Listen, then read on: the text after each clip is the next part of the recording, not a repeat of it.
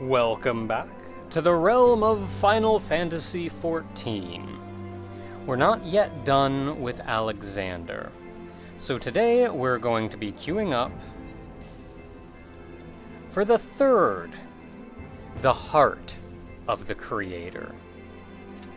The Heart of the Creator works just like the previous ones, where once a week, or after you win once a week, you are allowed to win a lot on the various items within. You can win one item per week, and you can use those items to trade in for item level, I forget, 250? 250 gear. Now, Alexander 1 and the Creator 1 and 2 were reasonably easy, all things considered. 3 and 4 is where it starts to get a little more sketchy. 3 specifically is probably the one you're going to wipe on the most out of the Creator.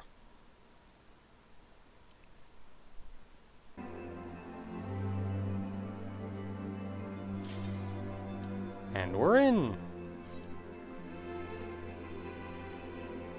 Now, I'm not going to speak much about the enemies at the beginning of this, because they're honestly just regular enemies. One has an AoE directly around him, the other one has a donut AoE around him, so if you stand near him, you're fine. But we'll power through them, and then we'll actually fight the boss just after. Instead, I'd like to take this moment to speak to everybody about, I don't know the exact date, probably 20 to 30 years ago, Square Enix, or at least it wasn't known as Square Enix at the time, made a game called Cruise Chaser Blasty that for the home computer, the personal computers, one of the oddball little, like, almost console-esque systems that existed at the time, like the PC-98, which the Toho games were originally made for. Except Cruise Chaser Blasty was not on the PC-98. I forget what exactly it was on. But, that aside, the game was kind of an interesting mix-mash of genres. There was a little bit of tactical RPG in there, a little bit of strategy in there, but you controlled a giant mech by the name of Cruise Chaser Blasty. Now, to be honest, the guy looked a lot like a Gundam, which goes to reason considering he was designed by the guy who designed many of the original Gundams. So, there you have that. Now, it only got one game, and that one game didn't really do a lot to elaborate on Cruise Chaser Blasty's universe, or Blasty itself.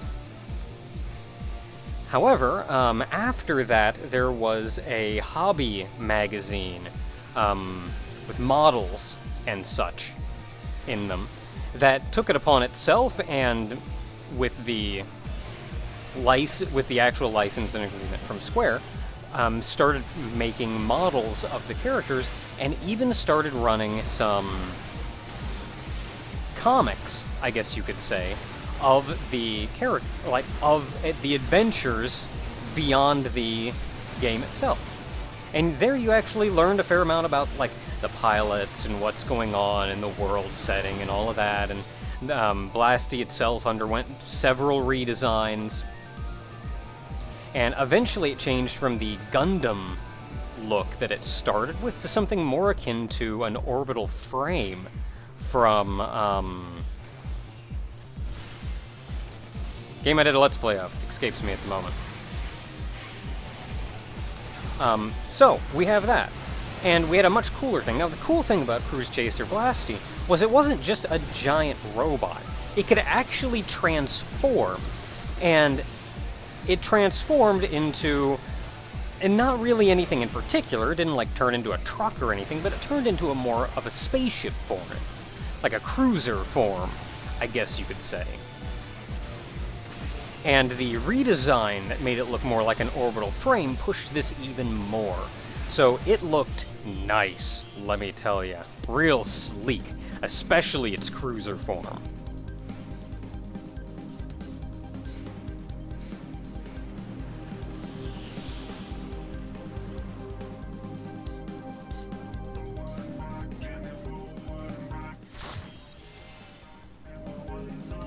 Would you look at that? It's Cruise Chaser.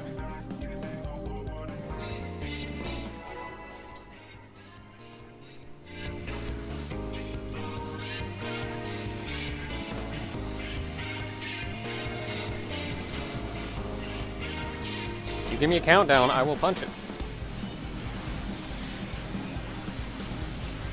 And it's not just Cruise Chaser. It's Cruise Chaser with the designation Blasty. So Cruise Chaser's got a few moves. Or Optical Sight is one that it'll use several times. I'm just gonna get hit by this one, I guess. And each time it uses it will have a different effect. That first time it'll be the large green circles around various members of the party, not necessarily everyone, and you just have to spread out and make sure you're not overlapping them. And it'll eventually summon the EDD here, which is just a DPS check. If you don't kill it fast enough, it self-destructs. Be forewarned, you do not want to DPS tanking this thing. It does hurt. I don't last very long when I end up tanking it. And then back to Cruise Chaser.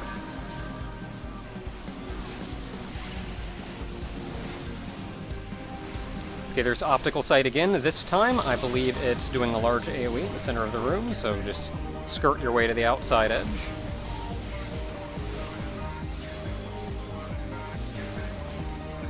Forward and back. So GA100 there is the effect you see on the tank. That'll always be on the off tank. The arrows are pointing away from him, so it does proximity damage on him. So all you have to do is not stand near him and you won't get hit very much. When the large objects that landed in the room crack or explode, that is not proximity damage. It doesn't matter how close you are to them. They didn't do a lot there, but they will be used in other mechanics later on. Of which one we skipped. You can get like one punch in there before he knocks you back and then you can't target him anymore. And then quickly look for an open duct. Active time maneuver. I feel like that sound effect is too loud. And it shouldn't mute the background music.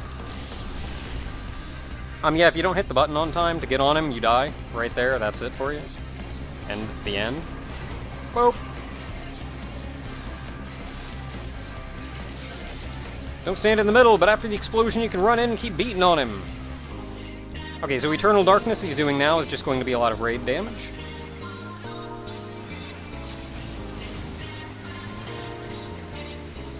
And now the floor is lava. It's going to hurt a little bit. You're just going to take some very minor damage over time. Be wary of the laser sword. He has a left and right. Should have plenty of time to get out of the way of that, though, when he uses it. Okay, when he uses Limit Cut, he turned red, as you saw there, and then he creates a Plasma Shield in front of him. This is another DPS check. You have to destroy the Plasma Shield within a certain amount of time, otherwise, I don't know, but it'll probably hurt. You also have to stand in front of the Plasma Shield in order to damage it, and then quickly run behind him, because he's about to do this to the tank, and that will probably kill you if you're not the tank. Okay, now he's once again created those, and he's creating little bits. The bits are just going to fly around and shoot lasers at you, just don't stand in the AoEs. We're going to kill this guy before he has a chance to do any major mechanics. This is sad.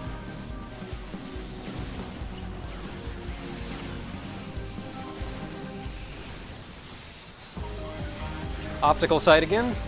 So just keep your eye on what exactly is happening. It could be a couple things. We got the Shiva circles.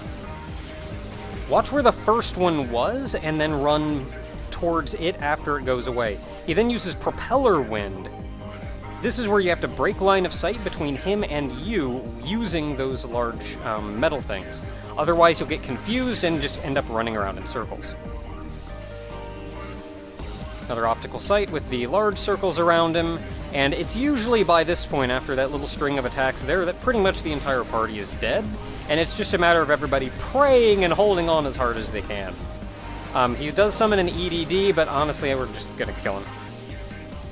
The fight went very quickly there. I'm very surprised. The EDD there just needs to be DPS down like anything else. And then you go back to beating on him, and he continues to use many of the mechanics you'd already seen. There aren't really any new mechanics beyond that point, so we didn't skip anything. You've seen all we've got. I don't know how this party lived through completely that part that will usually kill most players, but to be honest, I'm not going to argue.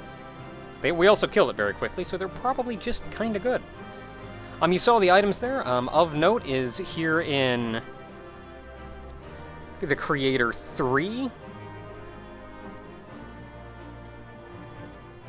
Here in the Creator 3 is the first time you get access to the item drop that will give you the Alexandrian pants. But that's it for Alexandria, the Creator 3. Until next time, everyone.